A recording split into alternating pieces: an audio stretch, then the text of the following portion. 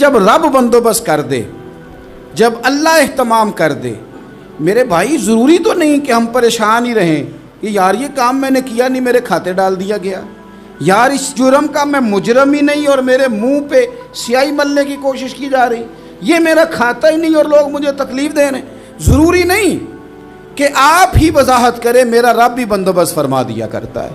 اور جو اہتمام اللہ کرتا ہے نا، جو بندوبست رب کرتا ہے، آزمائش آ جاتی ہے، بڑے بڑوں پہ آ جاتی ہے، لیکن بعض اوقات بڑی تکلیف ہوتی ہے جب اس بندے کو لوگ کٹہرے میں کھڑا کر دیں جس کا جرم ہی کوئی نہیں، اس شخص سے لوگ سوال جواب شروع کر دیں جس بیچارے کے خیال میں بھی وہ بات نہیں، پھر وہاں وضاحت دینا، نہ کردہ گناہوں کی وضاحت دینا، یہ بڑا بوجھ بنتا ہے، بڑی تکلیف ہوتی ہے، اور لوگ کرتے ہیں یہ کام۔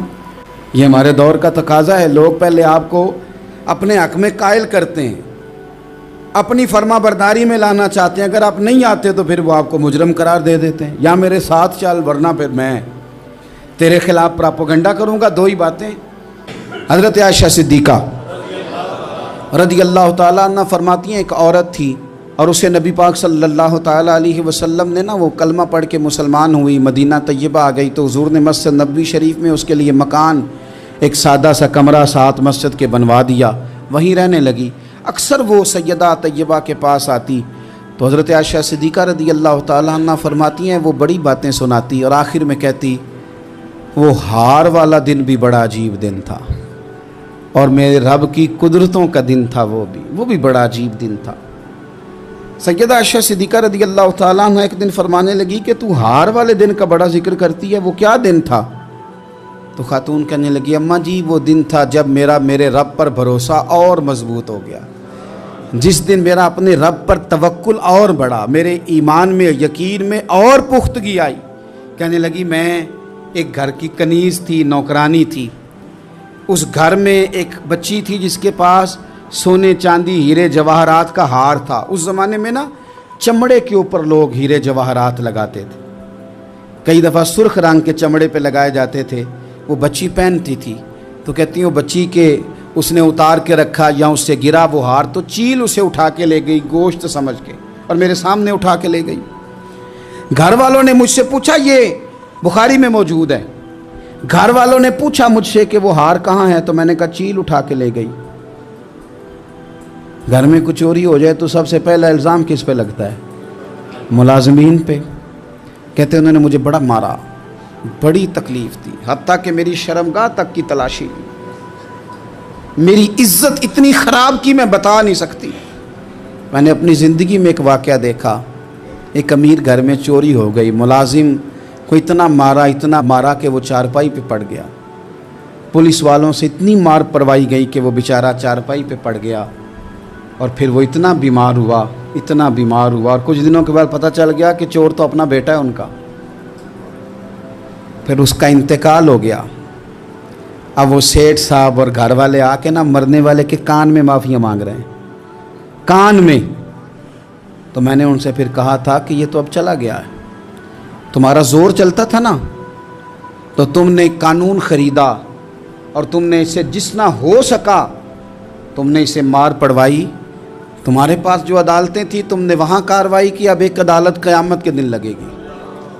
یہ کمزور تھا نا، کچھ کر نہیں سکا۔ وہ خاتون عرض کرتی ہے سیدہ عائشہ کی خدمت میں کہ مجھے بڑا مارا، مجھے تکلیف دی، میں کہہ رہی تھی کہ میرے سامنے چیل لے گئی ہے پر وہ نہیں مان رہے تھے، اماں جی انہوں نے مجھے بڑا مارا۔ حضرت عائشہ صدیقہ کہتی ہیں پھر کیا ہوا؟ کہنے لگی اماں جی جب کوئی میرا مددگار نہ رہا، مجھے تکلیف دے رہے تھے، رسوا کر رہے تھے، تو میں نے اپنے رب سے مدد چاہی، میرے رب کی طرف میں نے توجہ کی، میں نے کہا مالک اب تو ہی میرا مددگار ہے۔ کہتی ہے وہ مجھے مار رہے تھے تو وہ چیل جو ہار لے گئی تھی وہی لے کے واپس آ گئی، اور ہمارے سروں کے قریب لا کے اس نے جب اس ہار کو پھینکا، وہ مجھے چھوڑ کے سائیڈ پہ ہوئے، وہ میری بے گناہی جان گئے، لیکن آپ کو بتاؤں اس دن سے میرا اپنے رب پر یقین اور بڑھ گیا۔ جب انسان پورا ٹوٹ جاتا ہے اور جب کوئی چاروں جانب اس کا مددگار نہیں ہوتا تو رب تو ہوتا ہے نا، اللہ تو اس کا مددگار ہوتا ہے نا، وہ تو پھر اپنے اس بندے کی مدد کرتا ہے نا، پھر وہ تو توانائی دیتا ہے نا، وہ تنہا نہیں چھوڑتا، وہ تو آنسوؤں والوں کے آنسوؤں پہ بڑا کرم فرماتا ہے، وہ تو قسم پرسی میں آ جاتا ہے، اس کی رحمت بڑھ کے استقبال کر لیتی۔ تو بھائی جب آپ پر اللہ کی حکمت کے تقاضے پورے ہونے لگیں اور زندگی میں کبھی کوئی ایسا وقت آئے کہ آپ محسوس کریں کہ تنہا رہ گئے ہیں اور کئی اپنے بھی مخالفین کی جماعت میں نظر آنے لگے ہیں، تو اس وقت پھر دل، روح، زبان اور ذہن کو یکجا کر کے سمجھ لینا کہ جب ساری دنیا ساتھ چھوڑ جاتی ہے تو رب کی رحمتیں اس وقت بھی ساتھ رہتی ہیں اور اللہ کی مدد اس وقت بھی بندے پہ کرم نوازی کرتی ہے۔ حضرت عبداللہ ابن عباس فرماتے ہیں میرے نبی پاک علیہ السلام نے میری تربیت فرمائی، حضور نے میری تربیت فرمائی، اور محبوب پاک علیہ السلام نے فرمایا عبداللہ یاد رکھنا، یہ نوجوان دوست میری بات لکھ لیں، پریشان لوگ میری بات لکھ لیں، جن کے پاس قوت فیصلہ نہیں وہ اس بات کو لکھ لیں۔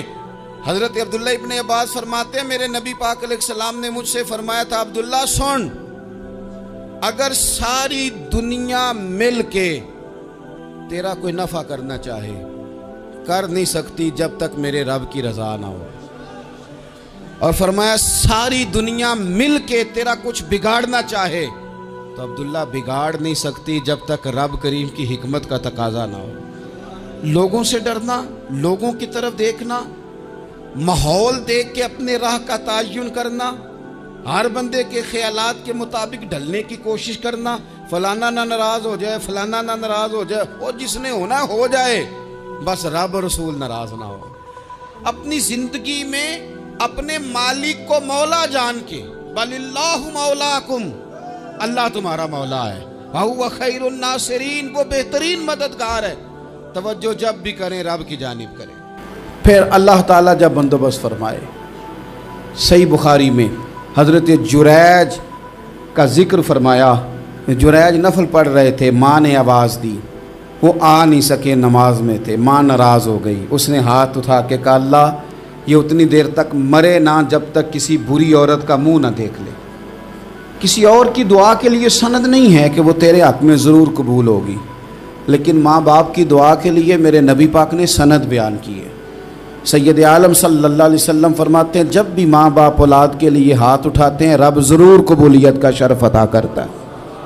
تو جہاں سند موجود ہے نا، کچھ افتتاح باجی سے بھی کرا لینے چاہیے، کچھ کام شروع کرنے سے پہلے صرف اماں سے ہی دعا کرا لینی چاہیے، یہ والا افتتاح بھی بڑے کام کا ہے کیونکہ یہاں سند بیان کر دیا میرے نبی کریم۔ تو جناب جریج کی ماں ناراض ہو گئی، کہنے لگی اللہ اس نے میری بات نہیں سنی، اب تھے تو وہ نیک لیکن رب کریم کی حکمت کا تقاضا ہے، ماں کی دعا کو بھی قبول کرنا تھا، اللہ نے آزمائش میں مبتلا کر دیا۔ والدہ تو چلی گئیں، وہ ایک خیمے میں، ایک کٹیا میں، ایک جھونپڑی میں عبادت کرتے تھے، اللہ کو یاد کرتے تھے، رب رب کرتے تھے، اور لوگ ان کی بڑی تعریف بھی کرتے تھے، لوگ ان کے ارادت مند بھی تھے، عقیدت مند بھی تھے، اہل محبت بھی تھے۔ ایک عورت آ گئی، بس وہ اللہ کی حکمت پوری ہونی تھی، اس نے آ کے پہلے تو انہیں اپنی طرف مائل کرنا چاہا، جب نہ مائل ہوئے تو الزام لگا دیا۔ پہلے اس نے قائل کیا، جب جناب جنید قائل نہ ہوئے تو اس نے قریب ایک چرواہا تھا، اس چرواہے کے ساتھ جا کے منہ کالا کیا، مقررہ وقت پہ بچہ پیدا ہو گیا۔ لوگوں نے کہا کس کا ہے؟ کہنے لگی اس خانقاہ میں، اس حجرے میں عبادت کرنے والے کا ہے۔ اگر کسی دیندار پر ذرا سا بھی الزام لگ جائے تو آپ یقین کریں کہ بڑے بڑے خوفناک لوگ بھی نیک ہو جاتے ہیں، جن کا اپنا سارا ماضی کالا سیاہ ہو وہ بھی اجالوں کے راہبر بن جاتے ہیں، جن کی اپنی زبانیں ساری زندگی آلودہ رہی ہوں وہ بھی بڑے بڑے اعلیٰ سچ بولنے لگتے ہیں۔ اعلیٰ کچے میرے مکان کی دیوار کیا گری، لوگوں نے تو میرے صحن میں رستے ہی بنا لیے۔ بڑے لوگ آ جاتے ہیں پھر بڑا کچھ کرتے ہیں اور بڑے بڑے خوفناک جملے کستے ہیں، بس کو نقطہ جو ہاتھ آ گیا ایسے جیسے گرنے کا انتظار کر رہے تھے۔ اب جناب لوگ اٹھے، احتجاج شروع ہو گیا، شور پڑ گیا، یہ بابا بڑا نیک بنتا تھا، نفل پڑھتا تھا، عبادتیں کرتا تھا، دیکھو اس کا حال کیا ہے کہ اس نے ناجائز بچہ پیدا کیا۔ بغیر تحقیق کے میں کہہ چکا ہوں کہ الجھے الجھے بکھرے بکھرے روز و شب دیکھے گا کون، لوگ تیرا جرم دیکھیں گے سبب دیکھے گا کون، لوگ تیرا جرم دیکھیں گے سبب کوئی غور نہیں کرتا کہ وجہ کیا تھی۔ او بھائی کچھ تو مجبوریاں رہی ہوں گی، यूं ही कोई बेवफा नहीं होता। इल्ज़ाम लगा दिया, शोर हुआ, एहतजाज हुआ, दुनिया इकट्ठी हुई, उनका उन्होंने उजरा गिरा दिया, मारा भी, पीटा भी, एक नेक आदमी को बदनाम भी किया, बुरा भला भी कहा, गालियां भी दी, जो कर सकते थे किया। अब जब सज़ा देने लगे ना तो जनाब जुरैज कहने लगे थोड़ी सी इजाज़त देते हो, मार तो तुमने देना ही है। कहा जनाब ठीक है देते हैं। उन्होंने कहा सिर्फ 2 नफल पढ़ने हैं। अब वो नफल पढ़ रहे थे तो लोग उस वक़्त भी कह रहे थे फ़राड ही कर रहा है, धोखा ही दे रहा है, चूँकि ज़हन बन गया ना, बदगुमानी आ गई। उन्होंने 2 नफल पढ़ के हाथ उठाए, कहा अल्लाह जाना तो मैंने है, पर इस रुसवाई के साथ जनाजे तक नहीं ख़राब हो जाते, कब्रें तक नहीं लोग बदनाम कर देते। कहा अल्लाह जाना तो है, फिर इस रुसवाई के साथ तो मेरी मदद फरमा। अब तो मेरा केस तेरी ही अदालत में है, तू रहमत का दरवाज़ा खोल। हाथ उठाए, दुआ मांगी, नफल पढ़े, पूरे मजमे पे नज़र दौड़ाई, कोई नहीं था सपोर्ट करने वाला। कल तक जो कहते थे ना तेरे लिए जिएंगे, तेरे लिए मरेंगे, सारी उम्र ही आटा गुद्दा है, लखा कीते नहीं पेड़े। अब वक़्त आया ही ते मोहम्मद बख्शा कोई नहीं हो बैठा नेड़े। एक बंदा भी नहीं था, वोटर सपोर्टर साथ देने वाला कोई नहीं था। तो जनाब जुनैज बच्चे की तरफ इशारा करके कहने लगे कोई नहीं बोल रहा, तू ही बोल के बता दे तेरा बाप कौन है, तू ही बोल के बता दे कौन है। अल्लाहु अकबर। मेरा रब जब चाहे तो बच्चे बोलते हैं, रब चाहे तो गूंगे बोलते हैं, रब जब चाहे तो फिर पत्थर भी बोलते हैं। जब कहा ना तू ही बता तो बच्चा बोला और बोल के कहने लगा मेरा बाप जुरेज नहीं, मेरा तो वो है जो बकरियां चराने वाला है, वो मेरा बाप। जब रब करीम ने तौफीक दी तो बच्चा बोल पड़ा। जब रब बंदोबस्त करता है किसी की इज्जत की हिफाजत का तो फिर कोई उसे रुसवा कर सकता। याद रखना जब रब मुहाफिज हो तो फिर लोगों का प्रोपेगेंडा वहाँ कुछ कर सकता। लोग कई दफ़ा बड़ा गहरा जाल बुनते हैं, साजिश का रंग बड़ा गहरा होता है, आम सादे आदमी उसको समझ नहीं पाते, उस प्रोपेगेंडे का हिस्सा हो जाते हैं, उन्हें पता ही नहीं चलता ये बात दरअसल क्या की जा रही है, ये कितनी गहरी हसद की आग है। एक और हदीस सुने, ये भी वाक़या बुखारी में। अल्लाह अकबर। एक शख्स ने ना एक बंदे से कर्ज मांगा, उसने कहा मुझे कर्जा दो। वो कहने लगा कि कितना कर्जा? उसने कहा 1000 दिनार। दिनार सोने का होता था, दिरहम चांदी का होता था। 1000 दिनार चाहिए। उसने कहा कोई गवाह है तेरे पास? गरीब का गवाह भी कोई नहीं बनता। कभी उलझ जाए ना कोई बंदा तो कई अपने भी कह देते हैं कि हम इसके कौल फेल के जिम्मेदार नहीं हैं। एक गरीब आदमी को कर्ज की ज़रूरत पड़ गई, 1000 दिनार चाहिए। मैं कह चुका हूँ कि दिरहम चांदी का होता था, दिनार सोने का। अब 1000 दिनार लेना है। तो जिस बंदे से उसने कहा, अगरचे वो नेक बंदा था, उसने कहा यार 1000 दिनार दे दो। तो कहने लगा कोई गवाह है तेरे पास?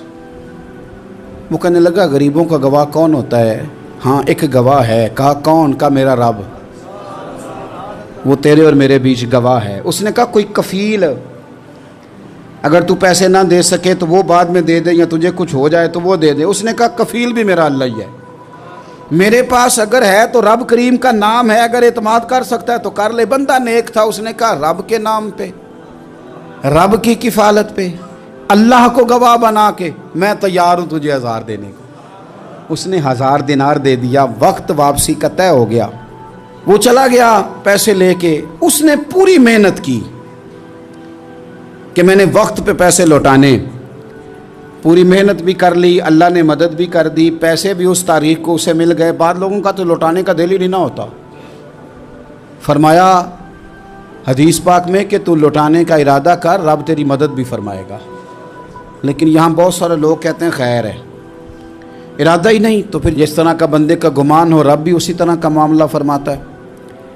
उसने पैसे जमा भी कर लिए और वापस देने को तैयार भी हो गया, लेकिन रास्ता बहरी जहाज का था, कश्ती का था, दरिया के रास्ते वापस आना था। अब वो जब आ गया दरिया के किनारे तो बड़ी कोशिश की, पर वहाँ उसे कोई कश्ती नहीं मिली। वक्त पे पैसे लौटाने हैं, सफ़र करना है, अब सवारी मुयस्सर नहीं है। सोच सोच के परेशान था कि मैंने तो अल्लाह के नाम पे लिए। अचानक दिल में एक तजवीज़ आई। उसने एक लकड़ी ली, लकड़ी को अंदर से खोला, 1000 दिनार उसमें भरा। बुखारी पढ़ रहा हूँ। اور ساتھ ایک خط بھی لکھا کہ یار میں پیسے پہنچانا چاہتا تھا پر مجھے کوئی چیز نہیں ملی دریا کے اس پار آنے، اللہ کے نام پر تیری طرف روانہ کر رہا ہوں۔ اور یہ کہہ کہ وہ لکڑی دریا میں رکھ دی، وہ لکڑی ڈوب گئی ہے، واپس آ گیا۔ وہ جس نے پیسے لینے تھے وہ عین مقررہ وقت پر دریا کنارے آیا، صبح سے سر شام تک اس نے انتظار کیا۔ دل ڈھلنے لگا تو دل میں خیال آ گیا کہ یار نہیں، اس نے دینا ہی نہیں، جھوٹا وعدہ کر گیا، پہنچا ہی نہیں وقت پہ۔ اب جب واپس لوٹنے لگا تو اچانک دریا میں ایک لکڑی تیرتی ہوئی دکھائی دی۔ کہنے لگا لے جاتا ہوں، شام کو روٹیاں پکانے کے کام آئے گی، ایندھن بنا کے جلا لوں گا، ہنڈیا پک جائے گی۔ لکڑی اٹھا کے جلانے کے لیے گھر لایا، گمان تھا کہ وہ نہیں آیا وعدہ کر کے، اللہ کو کفیل اور وکیل بنا کے اور گواہ بنا کے پھر بھی نہیں آیا۔ لکڑی لے کے گھر گیا، بخاری ہے، اور جب اس کو چیرا نہ کہ میں اس کی آگ جلاؤں گا، کھولا تو اندر سے 1000 دینار بھی نکل آیا، خط بھی نکل آیا۔ اب ذرا سمجھنا، اس کے دل میں بات کس نے ڈالی کہ تو لکڑی میں پیسے ڈال دے؟ اللہ نے۔ اس بندے کو مقررہ وقت پہ کنارے بھیجا کس نے؟ لکڑی صرف اسی کے ہاتھ آئی تو یہ بندوبست کیا کس نے؟ اللہ نے۔ گھر جا کے چیری تو پیسے بحفاظت اس تک پہنچائے کس نے؟ تو پھر ہمیں بھی توجہ اللہ کی جانب ہی کرنی چاہیے، ہمارے پہ دل کی توجہ رب کی طرف ہی ہونی چاہیے نا، ہمیں ادھر ادھر جانے کی، دیکھنے کی، بندوں پر غور کرنے کی ضرورت کیا ہے؟ وہ پیسے پہنچ گئے، یہ وہاں اپنی جگہ پہ پریشان تھا، اس نے 1000 دینار اور جمع کیا۔ پھر دوبارہ ایک دن دریا کنارے آیا، کشتی مل گئی، بیٹھ کے اپنے اس بھائی کے پاس آیا، کہنے لگا دیکھنا مجھ پر بدگمان نہ ہونا، پیسے اس تاریخ کو بھی جمع کر لیے تھے، دریا پہ آیا تھا پر کشتی نہیں ملی تھی، پھر میں نے نا لکڑی میں ڈال کے خط ڈال کے تیری طرف بھیج بھی دیے تھے، لیکن آج میں پھر لے کے آ گیا ہوں۔ وہ کہنے لگا خوش ہو جا، جس رب کو تو نے میرا اور اپنا گواہ بنایا تھا اس رب نے میرے تک پہنچا بھی دیے ہیں۔ جب لوگ اللہ کو گواہ بناتے ہیں، رب کی جانب اپنی توجہ کرتے ہیں، اپنی چاہتوں، خواہشات اور اپنی ساری چٹھیاں اپنے رب کریم کی رحمت کی طرف روانہ کرتے ہیں، پھر اللہ اپنے بندوں کو مایوس نہیں کرتا۔ بخاری شریف میں حدیث ہے، حضرت جابر ابن عبداللہ فرماتے ہیں نبی پاک صلی اللہ علیہ وسلم نے 300 لوگوں کا ایک لشکر روانہ کیا کسی مہم کے لیے، کسی جہاد کے لیے۔ حضرت ابو عبیدہ بن جراح رضی اللہ تعالیٰ عنہ امیر لشکر تھے۔ فرماتے ہیں غربت اتنی زیادہ تھی، بھوک اتنی زیادہ تھی کہ ایک ایک کھجور دن میں ایک وقت کھانے کو ملتی تھی، اور کچھ دن ایسے آئے کہ اب کھجور بھی نہیں مل رہی۔ فرماتے ہیں اتنی زیادہ بھوک لگی مجاہدین کو، 300 بندہ پتے کھا کے گزارا ہونے لگے۔ یہ بخاری میں موجود ہے۔ آپ فرماتے ہیں کہ دریا کے کنارے ہمارا پڑاؤ تھا، ٹھہراؤ تھا، جب بھوک سے نڈھال ہو گئے نا، وَيَرْزُقْهُ مِنْ حَيْثُ لَا يَحْتَسِبُ، اللہ وہاں سے روزی دیتا ہے، گمان بھی نہیں ہوتا۔ فرماتے ہیں ایک مچھلی اللہ تعالیٰ نے دریا کے کنارے بھیجی، فرماتے ہیں وہ تھی تو مچھلی پر پہاڑ جتنی تھی۔ بخاری میں لفظ ہیں، حضرت جابر ابن عبداللہ رضی اللہ تعالیٰ عنہ فرماتے ہیں 300 آدمی 18 دن تک اس مچھلی کو کھاتے رہے، مچھلی ختم ہی نہیں ہوئی۔ مچھلیاں نہیں، مچھلی کہتے ہیں 18 دن 300 بندہ کھاتا رہا، مچھلی ختم ہی نہیں ہوئی۔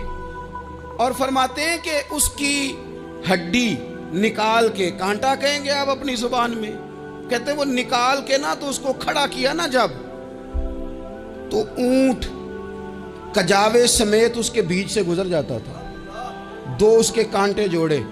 فرماتے ہیں وہ اس کا گوشت ہم کھاتے تھے اور اس کی چربی بطور تیل کے ہم جسموں پہ ملتے تھے، بیماروں کو اس سے سکون آتا تھا، تندرستی، شفا ہوتی تھی۔ فرماتے ہیں ہم کھایا بھی ہم نے، اور کچھ لے کے ہم مدینے بھی گئے، اور قربان جائیں نبی پاک نے بھی اس میں سے کھایا۔ ہم نے عرض کی حضور یہ معمہ کیا ہے، یہ ماجرا کیا ہے؟ تو محبوب نے فرمایا تمہارے پاس غذا نہیں تھی، رب نے تمہارے لیے بندوبست کیا ہے۔ حضرت مریم رضی اللہ تعالی عنہا کو اللہ تبارک و تعالی نے بغیر باپ کے جناب عیسیٰ علیہ السلام عطا فرما دیے۔ اب اس بات کو جب لوگوں کے سامنے پیش کیا جائے گا، لوگ کیا رائے دیں گے، یہ بھی تو ایک مشکل کام ہے نا۔ وہ خاتون، وہ پاک باز عورت جس نے اپنی زندگی کے سارے اوقات ہی اللہ کے گھر مسجد میں گزارے، جس کی ماں پاک ہے، باپ پاک ہے، خاندان پاک ہے، اس خاتون کو بغیر باپ کے جب گود میں بچہ لے کے لوگوں کے سامنے جانا ہے تو کن رویوں کا سامنا کرنا ہے، یہ آپ سمجھ سکتے ہیں۔ کسی شاعر نے کہا تھا کہ الجھے الجھے بکھرے بکھرے روز و شب دیکھے گا کون، لوگ تیرا جرم دیکھیں گے سبب دیکھے گا کون۔ لوگ تو ظاہری حالات کو دیکھتے ہیں اور فیصلہ کر دیتے ہیں، سبب کیا ہوا تھا، وجہ کیا بنی تھی، تصویر کا دوسرا رخ کیا، اس پر تو غور ہی کوئی نہیں کرتا۔ اور پھر مخلوق تو فنکار ہے اس درجہ کے پل بھر میں، سنگے در کعبہ سے بھی اصنام تراشے، تم کون ہو کیا چیز ہے داغ کبابی۔ لوگوں نے تو مریم پہ بھی الزام تراشے، بڑے بڑے باعزت باوقار لوگ، اور ذرا سا کہیں کوئی نقطہ لوگوں کو نظر آتا ہے تو لوگ اس نقطے کو بہت بڑا قصہ بنا لیتے ہیں، بہت زیادہ داستان سرائی کرتے ہیں، نیک لوگوں کو بڑی تکلیف پہنچاتے ہیں۔ لیکن اگر وہ شخص سچا ہے اور اپنے رب کی بارگاہ میں وہ صاف ہے تو پھر اسے زیادہ وضاحتیں دینے کی ضرورت بھی نہیں، اور ویسے بھی جب لوگ بہت زیادہ مخالفت کر رہے ہوں تو وضاحتیں دینا کام بھی نہیں آتا، اس وقت صفائی دے کے انسان مزید الجھتا چلا جاتا ہے۔ حضرت مریم کی گود میں جناب عیسیٰ علیہ السلام تشریف لے آئے تو جناب مریم کو حکم تھا کہ آپ نے بولنا ہی نہیں، آپ نے بات ہی نہیں کرنی، آپ خاموش رہیں۔ وہ خاموش ہیں، بچہ پنگوڑے میں ہے، قوم کے سامنے ہے تو قوم بڑے سخت نظروں سے دیکھتی ہے، بڑے سخت جملے کہتی ہے، اور انہوں نے کہا کہ مریم یہ بچہ کہاں سے آ گیا، آپ بھی نیک، آپ کا باپ بھی نیک۔ تو جناب مریم نے کیا کہا، قرآن مجید سورہ مریم کی آیت نمبر 29 دیکھیے، فَأَشَارَتْ إِلَيْهِ، تو جناب مریم نے نا پنگوڑے کی طرف اشارہ کیا، جناب عیسیٰ کی طرف اشارہ کیا، توجہ ادھر کی، فَأَشَارَتْ إِلَيْهِ، بچے کی طرف اشارہ کیا، گویا اس سے پوچھ لے تو قوم کیا کہتی ہے۔ انہوں نے کہا قالوا کیف نکلم من کان فی المہد صبیا، یہ کیسے بات کرے گا، یہ تو پنگوڑے میں بچہ ہے۔ پنگوڑے میں بچے بھی کبھی بولے ہیں، وہ بولتے ہیں بھائی، پر جب رب چاہے، اور جب اللہ اپنے بندوں کو صاف کرنا چاہے، اور جب رب اپنے بندوں کی عزتوں کا محافظ بنے تو بچے پنگوڑوں میں بھی بولتے ہیں۔ جناب یوسف کے لیے بھی بولا تھا، جناب عیسیٰ بھی پنگوڑے میں بولے تھے، جناب جریج کے لیے بھی بولا تھا، بچے بولتے ہیں، لیکن کب، جب رب چاہے۔ کیسے بولے گا، یہ تو پنگوڑے میں ہے۔ لیکن جب انہوں نے دیکھا نا بچے کی جانب، آپ نے منہ سے نہیں کہا، وہاں تو حکم تھا چپ رہنا ہے، وہ خاموش تھی، پنگوڑے کی طرف اشارہ کر کے کہا اس سے پوچھ لو جو پنگوڑے میں ہے۔ تو جناب عیسیٰ پنگوڑے سے بولے اور سیدھے ہاتھ کے اشارے کر کر کے بولے، کیا کہتے ہیں، فرمانے لگے قال انی عبد اللہ۔ عیسائیوں نے کل کلاں کو کہنا تھا نا وہ اللہ کے بیٹے ہیں، تو انہیں بات ہی یہاں سے شروع کی، کہنے لگے لوگوں سنو میں اللہ کا بندہ ہوں۔ بات شروع یہاں سے کی، جو کل بات ہونی تھی آج اس کا اظہار کیا، کہنے لگے انی عبد اللہ، میں اللہ کا بندہ ہوں، آتانی الکتاب، مجھے کتاب دی گئی ہے، وجعلنی نبیّا، اور رب نے مجھے نبی بنا کے بھیجا ہے۔ 10 منٹ پہلے جناب مریم کے بارے میں رائے لوگوں کی اور تھی، اور 10 منٹ کے بعد اور تھی، 5 منٹ پہلے باتیں اور تھیں اور 5 منٹ کے بعد باتیں اور تھیں۔ جب رب بندوبست کرتا ہے کسی کی عزت کی حفاظت کا تو پھر کوئی اسے رسوا کر سکتا، یاد رکھنا جب رب محافظ ہو تو پھر لوگوں کا پراپوگنڈا وہاں کچھ کر سکتا۔ لوگ کئی دفعہ بڑا گہرا جال بنتے ہیں، سازش کا رنگ بڑا گہرا ہوتا ہے، عام سادے آدمی اس کو سمجھ نہیں پاتے، اس پراپوگنڈے کا حصہ ہو جاتے ہیں، انہیں پتہ ہی نہیں چلتا یہ بات دراصل کیا کی جا رہی ہے۔ یہ کتنی گہری حسد کی آگ ہے جس کو لوگ بغض کے ساتھ ہوا دے رہے ہیں، اپنی عداوت کے ساتھ اس کو زیادہ جلا رہے ہیں۔ تو او سنگیو، ساری امیدیں سیٹھوں، نوابوں، دنیا داروں سے کیوں وابستہ کرتے ہو؟ ساری توجہات کا مرکز کیوں ان لوگوں کو بناتے ہو جو تمہیں دنیا میں مضبوط نظر آتے ہیں؟ اپنی توجہات کا مرکز اپنے خدا کو بنائیے، اپنے مالک کی جانب اپنی ساری خواہشات کا رخ پھیر دیجئے، اپنی توجہات اپنے رب کی جانب کر لیجئے۔ وہ اپنے بندوں پہ بڑی کرم نوازی فرماتا ہے، وہ عزتوں کا بھی محافظ ہے، وہ پریشانیوں میں کرم نوازیاں فرمانے والا ہے، وہ ساتھ دینے والا ہے، وہ اس کی رحمت قریب آ کے بندے کو سہارا دیتی ہے، وہ اپنے فضل سے اپنے بندوں کی ہر مشکل میں دستگیری فرماتا ہے۔ اسیاں سے کبھی ہم نے کنارہ نہ کیا، اور تو نے بھی تو دل آزردہ ہمارا نہ کیا، ہم نے تو جہنم کی بہت کی تدبیر، پر مولا تیری رحمت نے گوارا نہ کیا۔